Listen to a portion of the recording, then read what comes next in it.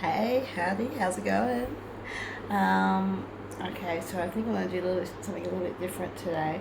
I'm going to do a reaction video because I think, so I've got Puppy here today, Shira. I think I've mastered some technology. If you know me, I'm pretty crap when it comes to technology. If out of 100, I'd give myself about a 6. Today, I'm going to say I'm about 25, so I'm kicking goals, loving life, getting somewhere. So hopefully this works, and yeah, you're gonna have a reaction video, like watching it and talking about it together at the same time. Disclaimer: no hate or harm to any trans people, any LGBT people, or however you would like to identify. This is based on opinion, and it's a discussion, personal opinion, and it's a discussion. All right. That being said, let's see if I know what I'm doing and I can work this thing out. All right, let's do it. Okay. Well, I thought it was clever, but not as clever as I thought. How I would like this to look is that the actual video that I'm showing you is the big picture and I'm the small picture. But I haven't figured that out yet, so any of you smart cookies out there that can teach an old chook like me, help a girl out. Thank you, much appreciated. All right, cheers. Around the world. Boys versus girls race! The race of a century! Go! Brothers taking great delight in outdoing their sisters. Okay, ready, set, go. But in this family, there's a difference. The baby girl of the family, 8-year-old Jazz, was born a boy. At first I thought, oh, how cute. You know, he wants to play with a doll. Who cares? You know, we're really open-minded. But when it continued on month after month and like became year after year and it became stronger, I knew, you know, this wasn't a phase. It's getting more intense. Happy birthday! When Jazz's parents, Scott and Renee, had their 4th child, very early they were bewildered by the way their new son was behaving. Such a good boy! When a 2-year-old comes up to you and says, Mommy, when is the good fairy gonna come with her magic wand and change my penis into a vagina? You're like, okay, this is not typical. This is not something a normal child would do. Can you remember the first time you thought, I want to be a girl? When I was 2. I would say I want to wear a dress. Okay. I don't know how many of you have got 2-year-olds, how many of you have been around a 2-year-old lately, had a conversation with a 2-year-old. Most of them are talking gibberish or repeating things that they've heard or just nonsense things you can't even understand. No. So I'm not going to take what a 2-year-old tells me and you know, as the word that we're going to go by. And I don't know if you remember when you're 2 years old, if you've got any stories about things in detail that you did or said. It doesn't happen. This will be a construct of watching videos of yourself at that age, seeing photos, hearing stories from parents or other people about where you were at that time, or, you know, hearing things over the years, and probably some recollection, but not a clear recollection of what you said and when you said it at 2 years old. I'm sorry, no. So, okay. I'd always say I want to play with the Barbies. Barbie! Barbie! Right from a very early age, you thought that's what you wanted to be. Yeah. Let's go outside. She was quite adamant about what her belief was, that she was a girl. And initially, I know from my own perspective, I was in denial. Just a little bit more than some mums. Despite their reservations, Scott and Renee have made the courageous decision to let their son live as a girl. Unless it's courageous. And we're gonna move this It was to the other bone. difficult for us, but at the same time, we knew that that was the right thing for our child, whether society was going to accept it or not. You've got a beautiful dress on. Did you select this? the reason why society... It was with me and my mom. Yeah. Like, she's like, oh, how about you wear that dress? But it's a nice dress. Thank you. So you love dressing up, clearly. Yes. And you love earrings. Yeah. Hearts, beautiful. Yeah, with little pink dots in it. Jazz is what's known as a transgender child. In her case, born a boy with normal male genitals, but an unmistakably female brain. Do you know that you're a special girl? Yes. And why is that?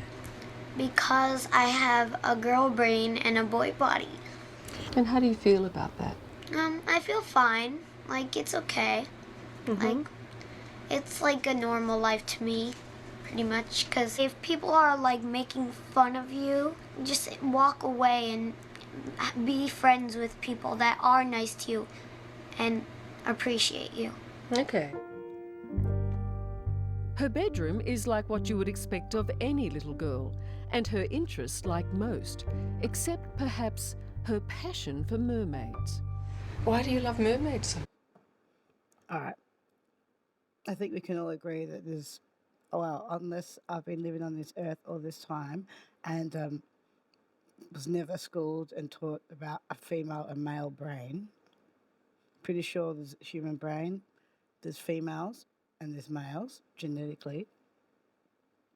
And we've all got brains with the same range of emotions, thoughts, etc. There are some feminine traits that where this gender stereotypes come from, which you would equate some things more to females, like, you know, gentleness, kindness, compassion, things like that. But they're also not things that men don't experience or don't have the ability to feel. We all have the same range. Some people have better brains than others, but it's not because it's a male brain or a female brain. They just use it in a different way, or they're blessed with the ability for things to connect. And not everyone has that, but there's no male and female brain, so let's just forget about that. But that's something that's been, you know, just said like it's a fact, but it's not. Okay. It's because I don't have to worry what's around, like, the private area. Okay. So, yes, it's the mermaid could be anybody. Yeah. Okay. When I ask children to draw a picture of themselves, draw a picture of what they like, and many, many trans children will draw mermaids. They have tails. They have no genitalia. They can be beautiful and pretty, and you can put sparkly things on them. Dr. Marilyn Volker is a therapist who specialises in sex and gender issues. What is gender identity? All right. First of all, this woman, if you've got kids, I'm telling you, keep them away from her. Hey, this woman, she's nuts. First of all, she's a sex therapist and gender. Why she's around any child, I have no idea. Those two things don't go together. She's claiming there's many, many trans children. I would put the claim out there that kids that she's diagnosed and misdiagnosed, I'd like to say, because there's no such thing as trans children. If you're just going to go down that road straight away and indulge that, well, look, you're creating it as you go along. And I'm sure she's loving this, but okay. Mermaids, and let's get on to, again, transgender is being trans is a mental health disorder. And mental health disorders, you need lots of time to be diagnosed. You have to rule out lots of things. You have to show signs for many years and the rest of it, and behaviours. Because people can go in and out of just like feelings and have signs and symptoms, but might not be long-term holding a disorder. And others maybe. So it's better that you have to get diagnosed properly just to instantly say a kid is trans. Oh, because they've been saying it since they're 2. Yeah. Identity disorder. How do you explain that? It's literally where the biology between the legs does not match the gender identity between the ears. What color? That color's... We don't know how many transgendered children exist, but chances are there could be hundreds in Australia. This is a pretty color, Jazz. Around the world, gender identity disorder is becoming more recognised. So this was published like 4 years ago, but this is very old because Miss Jennings, Jazz, now is like 19 or something, or she's in college. So yeah, and if they were saying there could be hundreds back then when this was new, I don't know how many. There's lots of detransitioners already in Australia, and I don't know how many have been going through this process. But I'm gonna try and find out if there's like this area specific Australia group or something that has got some numbers. It's really hard to find numbers on a lot of these things, current numbers, because there's a lot. The dropout rate for transitioners is really high. So the ones that they are doing the studies on drop out. Why? Is that because of detransitioning? There's there's a lot there. Okay. I always knew it, when I was a little kid. I was always wanting pink dresses, Barbie, everything. So, I've never really lived as a boy. I've always wanted to live as a girl, so I... Okay. This gender stereotypes that these kids are, she just said, I played with Barbie, I wore pink, I never lived as a boy. I didn't wear pink, I didn't play with Barbie, and I lived as a girl because I was born a girl and I'm a girl, and whatever I did, that's living as a girl. Those things that again are like masculine, feminine, or personality, or likes and dislikes. Some can be equated to be more masculine or feminine, and but that's not living as a girl. I like to play with trucks, surfing in the mud, riding motorbikes, just mucking around, getting dirty, not doing all the pretty stuff, not putting on the makeup, not wearing heels or fancy or skirts. Didn't care about that. Doesn't mean I wasn't living as a girl. So this thing, it's like as from this young age, the child's been forced to pick. Oh, you're not doing the things that a normal boy would do. Well, what are you? Oh, I must be a girl because I'm doing all the girls' things.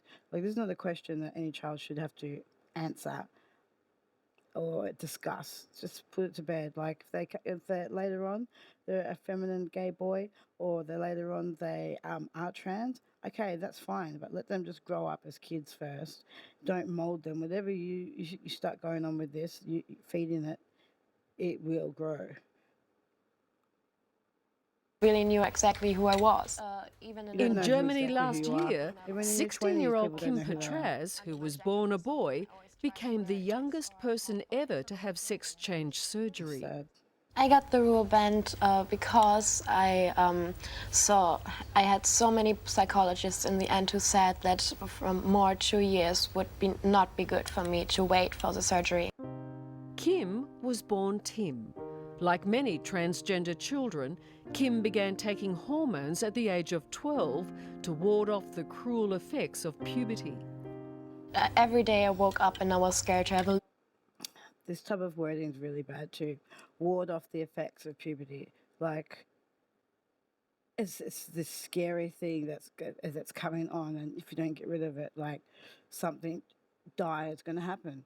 No, actually, and the studies have shown as well,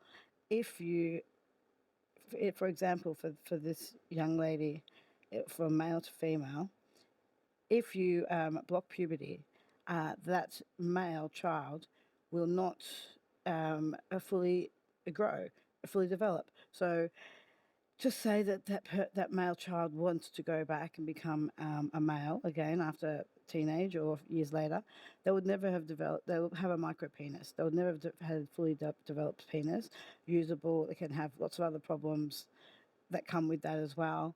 That's just one of many problems. And then and if it's the other way around for the females, not being able to breastfeed if they're having double mastectomies and having this sex reassignment surgery at such a young age. It's very damaging. There's been a lot. The amount of complications, I think it's like 35% or something. But I can't remember when that statistic was taken though. Okay, so just hold on there. But yeah, it's a really, really high turnover rate of people coming back with complications from these surgeries. You can find that information anywhere. It's facts. So it's quite dangerous. A lot of people are not happy with it once it's been done as well. Some maybe initially, but yeah, that's on the cards, even if it's something that's necessary, really, because they're still experimenting with that. They don't know what they're doing. Lower voice or suddenly have a beard or anything, Adam's apple or something. So I was really so happy when I got the hormones, and that's what I've always wanted to feel like. The experts say that for these children, the sooner they begin the transition, the better. What are you wearing? In Jazz's case, that happened at an extraordinarily young age. And what struck you about Jazz? First of all, an extraordinary spirit. You're already ready for bed. Look at you. When Dr. Volker first saw Jazz, she was just 3. We use pictures and anatomical dolls. Jazz looked at the penis and scrotum, looked at the vagina, and said, "When I'm thick, the good fairy is going to bring me a vagina." And I don't look at a child and say, "Oh, transgender." I ask them why they would want a vagina. And what did Jazz say? Because I'm a girl. How about this one? You like that one? I guess. And there you have it, guys. This wonderful doctor here. Just take a 3-year-old and all they have to really say is point out the difference between the penis and the vagina on the Cabbage Patch doll, and then decide which one they want to be. There you have it. Wow. This doctor in a class of her own. Seriously. I don't know what school, medical school, or proper academic type of testing that is psychological testing. But yeah, apparently that's the standard. Oof. At 3, Jazz was probably the youngest ever child to be diagnosed as transgender. And you don't mind that you have the girl brain and the boy body? Yeah, I don't care. I still live the life like a girl. It's not any different. What do you like about being a girl? Then It's fun. You get to do YouTube. Yes, talking about no misgendering anybody. In this clip, it was a boy child, so that's what I'm talking about. Jazz is now a female girl, woman. Trans woman. Makeovers. How about this one? Yeah. There must have been a point at where you were resisting almost, trying to change what Jazz was doing. Yeah, and I thought if it is a passing phase, it will pass. Scott was a little bit more resistant. He was, at first, was not as cool about it. Well, I guess most dads would probably find this difficult. Yeah, it was difficult. I wanted to try and have Jazz do more things that were intuitively boy. Are you gonna make a nice nose for me, honey? Well, that's a problem right there. If you're not okay with your son just playing with his sisters for whatever, letting him grow out of it and muck around and do those things, you are forcing, he's going to have to choose, oh, well, I have to be a girl then, because the things I like are girl things, and they're not happy that I'm not doing the boy things. This is... He does wonderful noses. Do you remember what it was like when you were a little boy at all? I remember that no one knew that I had a girl brain. I remember that I was not happy with the clothes I had to wear and with short hair. And your first hairstyle. You look so handsome. And when I was 2, when I was a little boy, I remember my parents changed my overalls to like a little dress. Do you remember how you felt when you were allowed to wear a dress? I was very happy, like right now. Yeah. At first, Jazz's preschool wouldn't let her dress as a girl. At one dance recital, she wasn't allowed to wear a tutu like the rest of the girls and was heartbroken. What's your tongue in? For her parents, it was a turning point. Do you recall the day that you as parents had to sit down and say, okay, our boy from this day on is going to be a girl?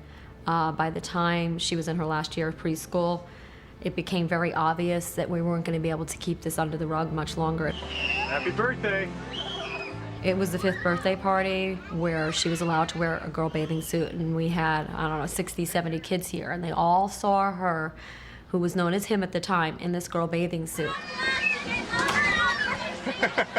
It was really her coming out where she said to the world, I'm a girl. Come on, Jazz. Okay. So, wow. This boy was in preschool, and then first time was allowed to wear a female bathing suit to a party with like 60 kids or something. There's so much about this story. I don't care about making this something that's the focus of a kid's birthday party. Look, kids used to run around with little undies on, little girls, whatever. There's no titties, there's nothing going on. They're just, kids running around. They're not thinking anything at that age, really. But to make a big deal and have a coming out party to small children, very small children, preschool, it's like just bigger than toddlers, right? I think. Yeah.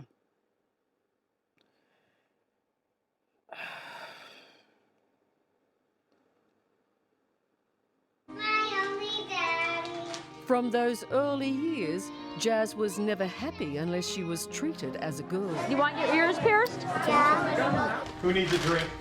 Me. What would you like? And her twin brothers and older sister are very accepting and understanding that they now have a sister.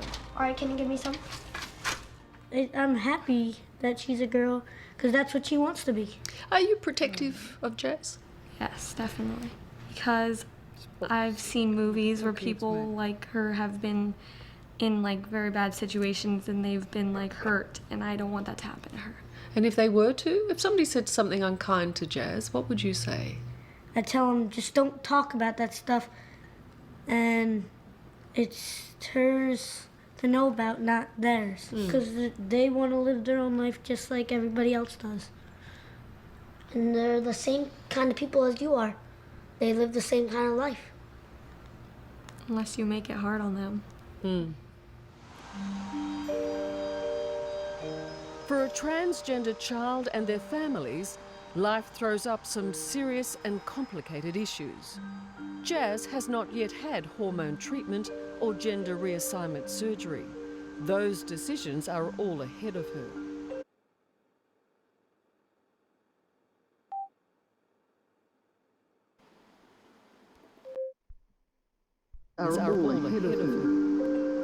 She's got a rough road ahead of her. There's no doubt. And, I know there's a lot of pain around the corner, and puberty is still looming out there. And she's still little, which is great, but I know, eventually her body will betray her. Yeah, we've tried to build as much self-esteem as possible, going...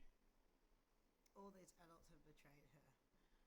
Puberty is looming? What? Like, this is a rite of passage for any human being. It's uncomfortable, it's awkward, it's horrible, but that's what you go through to become a man or a woman. And even when it comes to, the sex change, if they don't go through puberty, and a lot of things, they have even more complications, like I said before. So, oh my gosh. into those future years where we know it could be difficult. What do you think you'd like to be when you grow up? A soccer player, an actor, singer, and dancer. I like to draw too, so maybe an artist. A lot of things. Hold this one for me. I think I'm giving you purple today. These are loving and courageous parents doing what they believe is best for their child in a country that is still deeply conservative at heart. I get some terrible emails. People that basically say that I am the worst parent, I am evil, I should be killed, my child should be killed. Type of parent am I, and your kid's a freak. And we feel like if by allowing you into our home, into our lives, and essentially the world into our lives, and seeing Jazz in her environment, doing the things that she does on a daily basis, it'll open people's hearts and understanding, and it could make the world a better place. We want a touchdown. Where? We want a touchdown over there. Smile. It is a complicated and difficult issue, but for Jazz, it's very simple. What is your message to other children who might feel trapped in the wrong body? I would say don't be afraid. Just go tell their parents and then you'll be happy. Like, you'll like who you are after that. So you have to be true to yourself to be happy. I guess. Yeah.